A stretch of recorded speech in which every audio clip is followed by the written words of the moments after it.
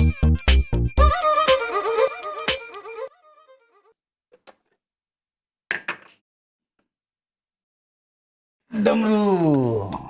क्या बात है सर, आज आप बड़े खुश नजर आ रहे हैं।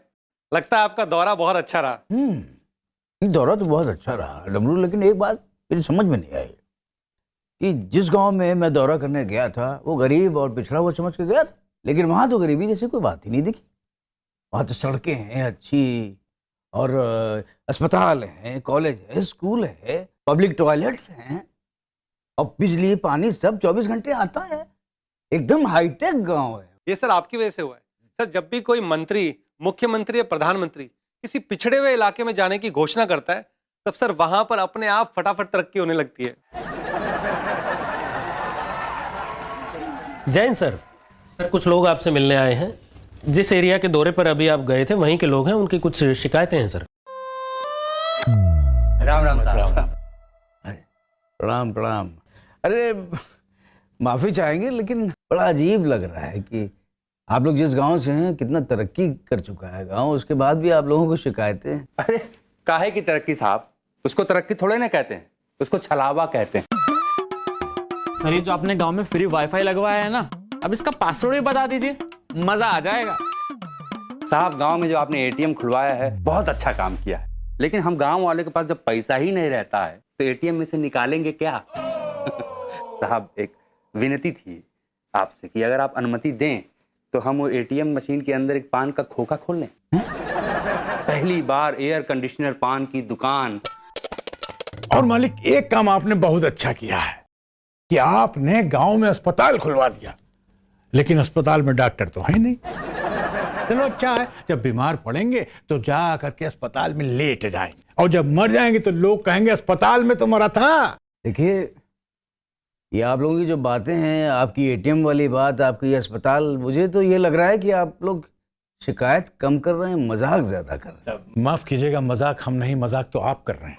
मतलब देखिए, अगर जेन्युइनली कोई प्रॉब्लम है तो बताइए, वरना सीएम साहब को एक और मीटिंग के लिए निकलना है। साहब मेरा तो घर चोरी हो गया है। माता रानी पाप न लगाए। सर घर में सामान चोरी होते तो सुना था, पूरा की पूरा घर चोरी हो गया ये पहली बार सुन रहे। एक मिनट आप बोलिए, क्या बोल रही? साहब वो जो आप मैदान में आए थे ना भाषण देने के लिए, वहां मेरा झोपड़ा था। मैं थोड़ी देर को बाहर गई साहब काम से, वापस आके देखा तो मेरा झोपड़ा गायब था और आपका मंच तैयार खड़ा था। मैंने अपने झोपड़े को यहाँ वहां ढूंढा, समझ में नहीं आया कि जमीन खा गई कि आसमान निगल गया। बाद में पता चला साहब कि आपका सिंहासन मेरी झोपड़ी खा गया। साहब ये मेरे ब्यूटी पार्लर के सामने ये पब्लिक टॉयलेट क्यों बना दिया? मेरा तो पूरा बिजनेस ही चौपट हो गया है।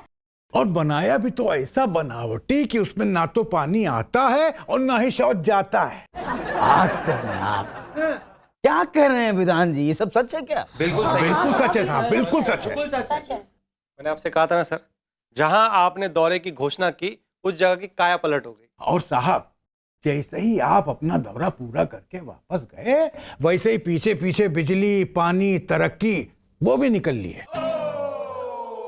समझ गया? नहीं, सब समझ में आ गया, मुझे सब समझ में आ गया। विधान जी, ये जितनी समस्याएं ये लोग बता रहे हैं सारी लिस्ट बनाइए। लेकिन सर प्रोसीजर ये है। नहीं, ये जो आपका सिस्टम है ना, उसका जो प्रोसीजर है वो फॉलो नहीं होगा। ये समस्याएं अपने तरीके से तुरंत सॉल्व की जाएंगी, ये समझ लीजिए आप। हम आप लोगों से क्षमा मांगते हैं भाई, हम वादा करते हैं, आप सबसे वादा करते हैं, ये समस्या आपकी दूर होगी। बहुत बहुत मेहरबानी साहब। जय। चलिए चलो भाई। विधान जी, यस सर। उस एरिया के विधायक से मिलना है मुझे फौरन। सर कैसा रहा आपका दौरा और कैसा लगा इंतजाम? कौन सा इंतजाम? परमानेंट कि टेम्परेरी? मतलब क्या मतलब? सर नहीं, जिस तरह से आपने आपके जो काले कारनामे हैं उनको छुपाने के लिए आपने अपने आप को सफेद कपड़ों से ढक रखा है, और ठीक इसी तरह से जितनी परेशानियां हैं गांव की, उसके ऊपर सफेद चादर डाल दी। मैं जानना चाहता हूं, जो तरक्की गांव की आपने टेम्परेरी की है, वो परमानेंट भी तो कर सकते थे कि नहीं? सर टेम्परेरी और परमानेंट में बहुत फर्क होता है। आपको विधान जी सब समझा देंगे। He is absolutely right sir. देखिए, परमानेंट का बजट अलग होता है, टेम्परेरी का बजट अलग होता है। जितने बजट में एक गांव परमानेंटली डेवलप होगा, उतने ही बजट में 20 गांव टेम्परेरी डेवलप होंगे। सर, विधान साहब ने 100% बात सही कही है। अब आप खुद ही सोच लीजिए कि एक गांव को खुश करना है या सभी को। और सर, वैसे भी एक बात बताएं कि परमानेंट के लिए टाइम चाहिए और पब्लिक के पास टाइम होता नहीं है। अरे उनका क्या है, उनके लिए तो आज आप सरकार में आए, दूसरे दिन उनको विकास चाहिए। वैसे भी सर, पब्लिक को यहां पर सब कुछ टेम्परेरी ही चाहिए।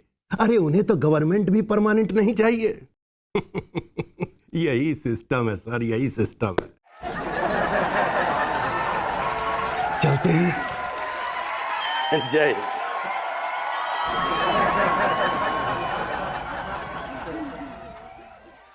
सिस्टम, ये सिस्टम क्या होता है, कैसा दिखता है, कहाँ रहता है? सर, जिस तरह से हमारी आत्मा होती है ना, वैसे ही सिस्टम होता है। जैसे जो आत्मा है, हमें पता है हमारे अंदर कहीं है, लेकिन कहाँ है ये नहीं पता। सर, वैसे ही सिस्टम होता है। सिस्टम हैंडल कौन करता है? आप सर। अरे हमने कहाँ कुछ किया, ये सब ठेकेदार ने किया। तो ठेकेदार सिस्टम है? नहीं सर, उसको पीडब्ल्यूडी ने ऑर्डर्स दिए थे। तो पीडब्ल्यूडी सिस्टम है? नहीं सर, पीडब्ल्यूडी को विधायक जी ने ऑर्डर दिए। हाँ, तो विधायक जी सिस्टम है? नहीं सर, विधायक जी को आपसे ऑर्डर मिले। मैंने कौन सा ऑर्डर दिया आपको भाई? सर, आपने दौरे पे जाने की बात कही ना, तो हो गया order. Is absolutely right sir, this is system.